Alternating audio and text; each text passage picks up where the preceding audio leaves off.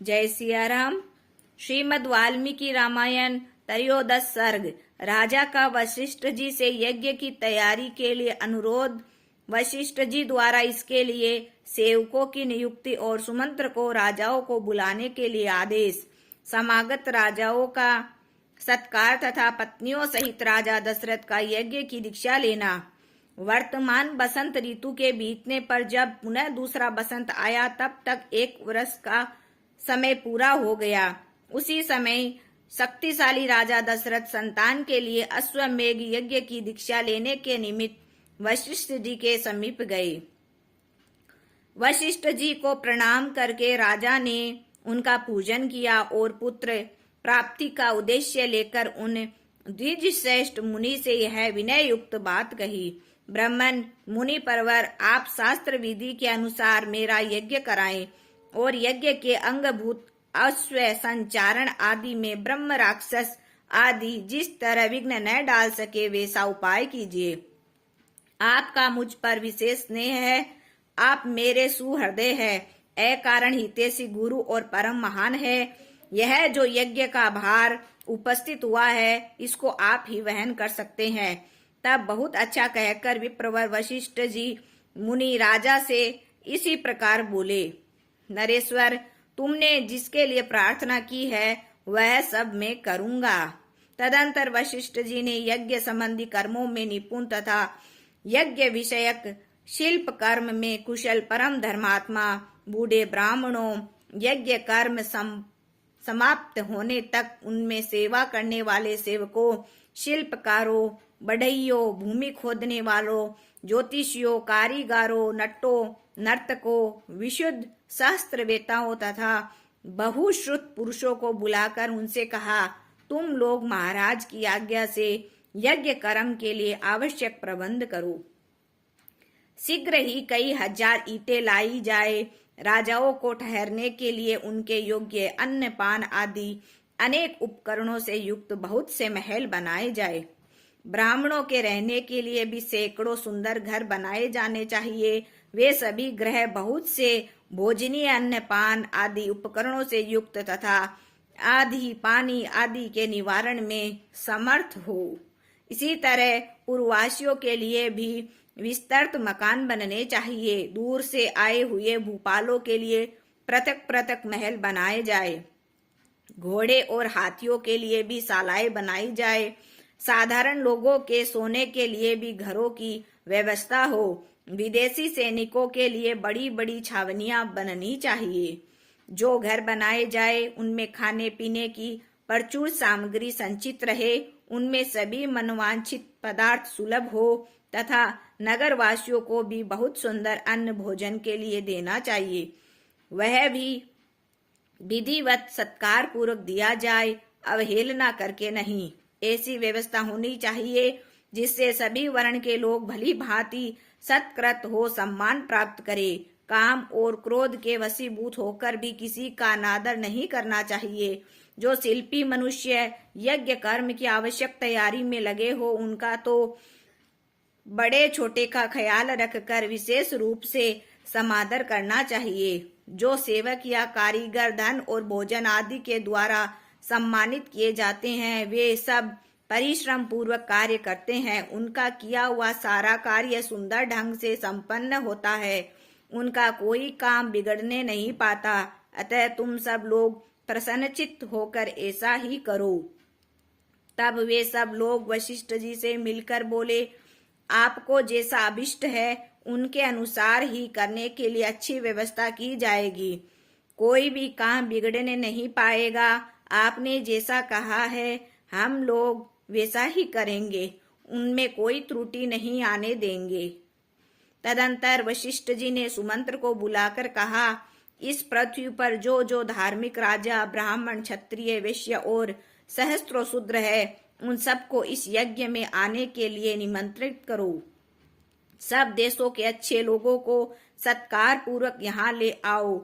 मिथिला के स्वामी सूरवीर महाभाग जनक सत्यवादी नरेश है, उनको अपना पुराना संबंधी जानकर तुम स्वयं ही जाकर उन्हें बड़े आदर और सत्कार के साथ यहाँ ले आओ। इसीलिए पहले तुम्हें यह बात बता देता हूँ, इसी प्रकार काशी के राजा अपने स्नेही मित्र है और सदा प्रिय वचन बोलने वाले हैं। वे सदाचारी और देवताओं के तुल्य तेजस्वी है, अतः उन्हें भी स्वयं ही जाकर ले आओ। केकई देश के बूढ़े राजा बड़े धर्मात्मा है, वे राज सिंह महाराज दशरथ के ससुर है, अतः उन्हें भी पुत्र सहित यहाँ ले आओ। अंग देश के स्वामी महाधनुधर राजा रोमपाद हमारे महाराज के मित्र है, अतः उन्हें पुत्र सहित यहाँ सत्कार पूर्वक ले आओ। कौशल राज भानुमान को भी सत्कार पूर्वक ले आओ। मगध देश के राजा प्राप्तिज्ञ को सूरवीर सर्वशास्त्र विशारद परम उद्धार पुरुषों में श्रेष्ठ है, स्वयं जाकर सत्कार पूर्वक बुला के ले आओ। महाराज की आज्ञा लेकर तुम पूर्व देश के श्रेष्ठ नरेशों को तथा सिंधु सोवीर एवं सौराष्ट्र देश के भूपालों को यहाँ आने के लिए निमंत्रित दो। दक्षिण भारत के समस्त नरेशों को भी आमंत्रित करो। इस भूतल पर और भी जो जो नरेश महाराज के प्रति स्नेह रखते हैं, उन सबको सेवकों और सगे संबंधियों यथासंभव शीघ्र बुला ले आओ। महाराज की आज्ञा से बड़भागी दूतों द्वारा इन सब के पास बुलवा भेज दो। वशिष्ठ का यह वचन सुनकर सुमंत्र ने तुरंत ही अच्छे पुरुषों को राजाओं की बुलाहट के लिए जाने का आदेश दे दिया। परम बुद्धिमान धर्मात्मा सुमंत्र वशिष्ठ मुनि की आज्ञा से खास राजाओं को बुलाने के लिए स्वयं ही गए। यज्ञ कर्म की व्यवस्था के लिए जो सेवक नियुक्त किए गए थे, उन सब ने आकर उस समय तक यज्ञ संबंधी जो जो कार्य संपन्न हो गया था, उन सब की सूचना महर्षि वशिष्ठ जी को दी। यह सुनकर वे द्विज श्रेष्ठ मुनि बड़े प्रसन्न हुए। उन सब से बोले, भद्र पुरुषों, किसी को भी जो कुछ देना हो उसे अवहेलना या अनादर पूर्वक नहीं देना चाहिए, क्योंकि अनादर पूर्वक दिया हुआ दान दाता को नष्ट कर देता है, इसमें संशय नहीं है। तदंतर कुछ दिनों के बाद राजा लोग महाराज दशरथ के लिए बहुत से रत्नों की भेंट लेकर अयोध्या में आए। इससे वशिष्ठ जी को बड़ी प्रसन्नता हुई। उन्होंने राजा से कहा, पुरुष सिंह, तुम्हारी आज्ञा से राजा लोग यहाँ आ गए। नरप श्रेष्ठ, मैंने भी यथा योग्य उन सब का सत्कार किया है। हमारे कार्यकर्ताओं ने पूर्णतः सावधान रहकर यज्ञ के लिए सारी तैयारी की है। अब तुम भी यज्ञ करने के लिए यज्ञ मंडप के समीप चलो। राजेंद्र, यज्ञ मंडल में सब ओर से मनवांछनीय वस्तु एकत्रित कर दी गई है। आप स्वयं चलकर देखें। यह मंडप इतना शीघ्र तैयार किया गया है, मानो मन के संकल्प से ही बन गया हो। मुनिवर वशिष्ठ तथा ऋषि श्रृंग दोनों के आदेश से शुभ नक्षत्रों वाले दिन से राजा दशरथ यज्ञ के लिए राजभवन से निकले। तत्पश्चात वशिष्ठ आदि सभी श्रेष्ठ द्विजों ने यज्ञ मंडप में जाकर ऋषि श्रृंग को आगे करके शास्त्रोक्त विधि के अनुसार यज्ञ कर्म आरंभ किया। पत्नियों सहित श्रीमान अवध नरेश ने यज्ञ की दीक्षा ली।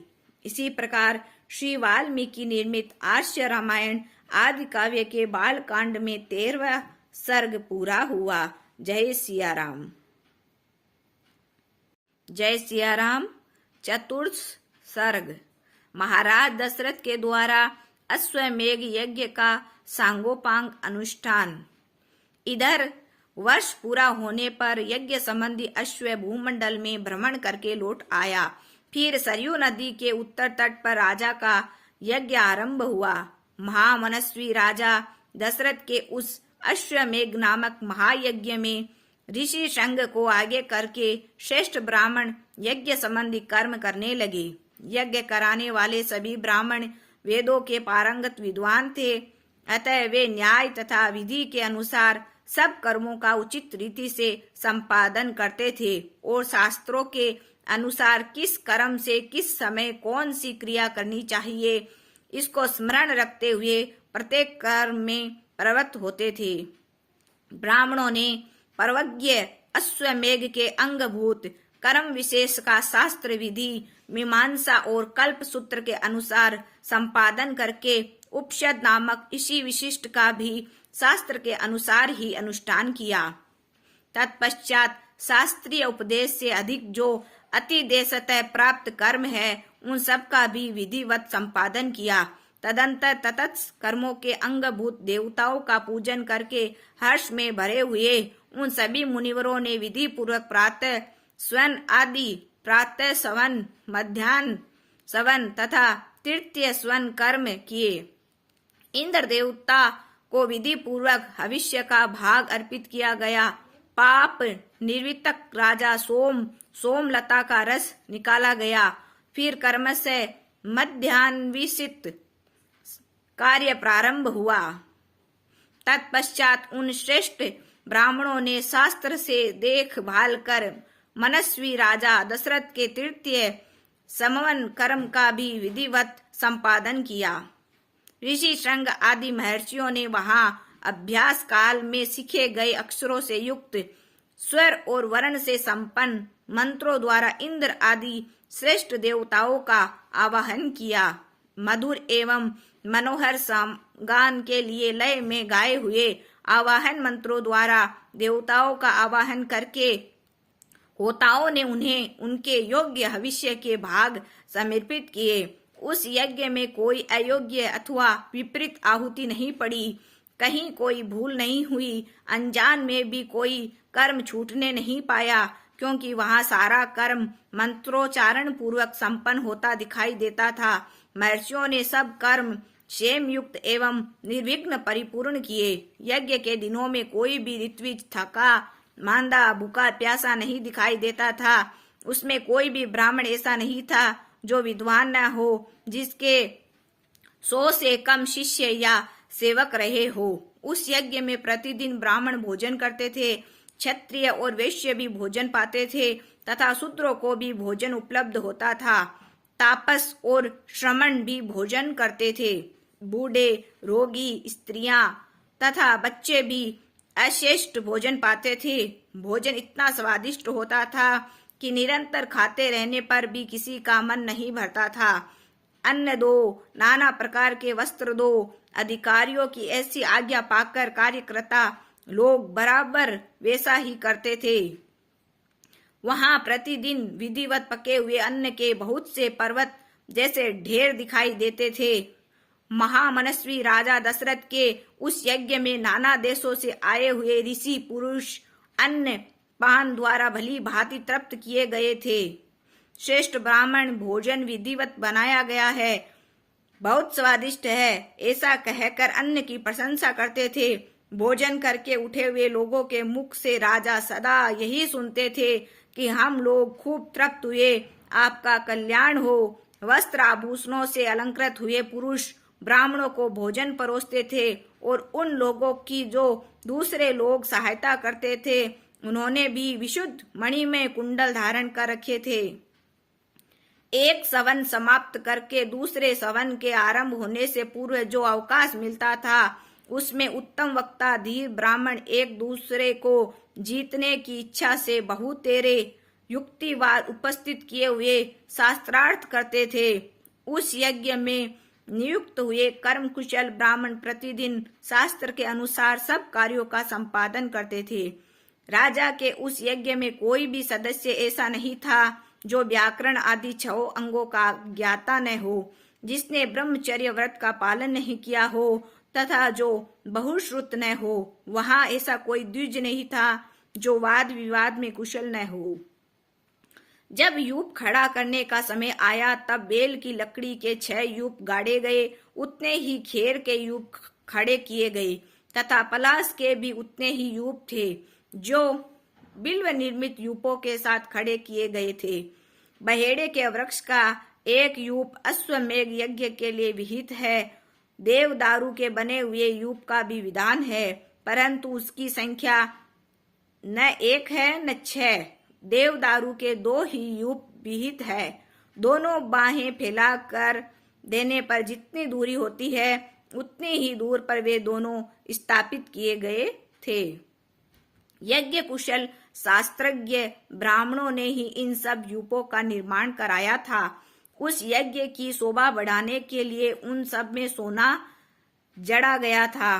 पूर्वोक्त 21 यूप 21 504 अंगुल ऊंचे, बनाए गए थे। उन सबको पृथक पृथक 21 कपड़ों से अलंकृत किया गया था।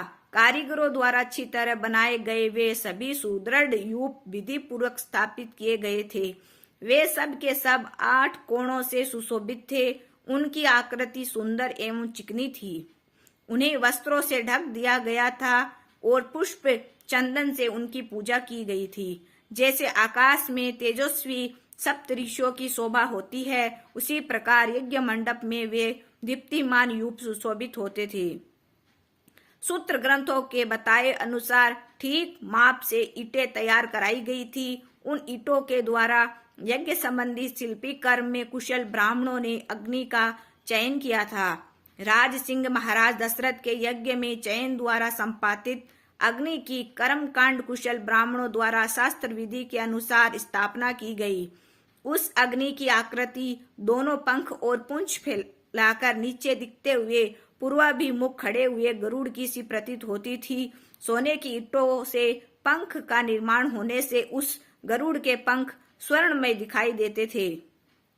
प्रकृत अवस्था में चिंत्य अग्नि के 6 प्रस्तार होते हैं, किंतु अश्वमेघ यज्ञ में उसका प्रस्तार 3 गुना हो जाता है। इसीलिए वह गरुड़ाकृति अग्नि 18 प्रस्तारों से युक्त थी।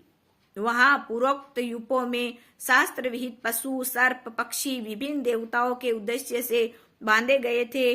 सामित्र कर्म में यज्ञ अश्व तथा कुरुम आदि जलचर जंतु जो वहां लाए गए थे, ऋषियों ने उन सबको शास्त्र विधि के अनुसार पूर्वोक्त यूपों में बांध दिया। उस समय उन यूपों में 300 पशु बंधे हुए थे तथा राजा दशरथ का वह उत्तम अश्वरत्न भी वही बांध दिया था। रानी कौशल्या ने वहां प्रोक्षण आदि के द्वारा सब ओर से उस अश्व का संस्कार करके बड़ी प्रसन्नता के साथ 3 तलवारों से उसका स्पर्श किया। तदंतर कौशल्या देवी ने सुस्थिर चित्त से धर्म पालन की इच्छा रखकर उस अश्व के निकट एक रात निवास किया। तत्पश्चात अर्धव्यू उद्गाता ने राजा की क्षत्रिय जातीय महिषी, कौशल्या वैश्य जातीय स्त्री, वावाता तथा शूद्र जातीय स्त्री परिवर्ती इन सब के हाथ से उत्तम अश्व का स्पर्श कराया। इसके बाद परम चतुर जितेंद्रिय ऋत्विक ने विधि पूर्वक अश्वकंद के गुदे को निकालकर शास्त्रोक्त रीति से पकाया। तत्पश्चात उस गुदे की आहुति दी गई। राजा दशरथ ने अपने पाप को दूर करने के लिए ठीक समय पर आकर विधि पूर्वक उस धुएं की गंध को सूंघा। उस समय यज्ञ के अंगभूत जो जो हवनीय पदार्थ थे, उन सब को लेकर समस्त 16 ऋत्विज ब्राह्मण अग्नि में विधिवत आहुति देने लगे। अश्वमेघ के अतिरिक्त अन्य यज्ञों में जो हवि दी जाती है, वह पाकर की शाखाओं में रखकर दी जाती है, परंतु अश्वमेघ यज्ञ का हविष्य बेंत की चटाई में रखकर देने का नियम है। कल्प सूत्र और ब्राह्मण ग्रंथों के द्वारा अश्वमेघ के 3 सवनीय दिन बताए गए हैं। उनमें से प्रथम दिन जो सवन होता है, उसे चतुष्टोम अग्निष्टोम कहा गया है। द्वितीय दिवस साध्य सवन को उक्थ्य नाम दिया गया है। तीसरे दिन जिस सवन का अनुष्ठान होता है, उसे अतिरात्र कहते हैं। उसमें शास्त्रीय दृष्टि से विहित बहुत से दूसरे क्रतु भी संपन्न किए गए हैं।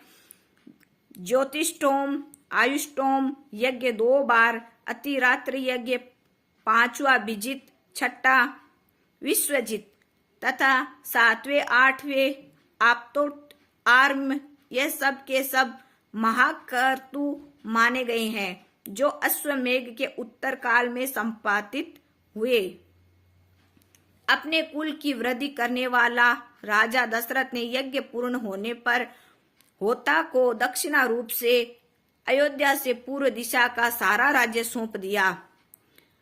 अर्धव्य को पश्चिम दिशा, ब्रह्म को दक्षिण दिशा का राज्य दिया। इसी तरह उद्गाता को उत्तर दिशा की सारी भूमि दे दी। पूर्व काल में भगवान ब्रह्मा जी ने जिसका अनुष्ठान किया था, उस अश्वमेघ नामक महायज्ञ में ऐसी ही दक्षिणा का विधान किया गया है।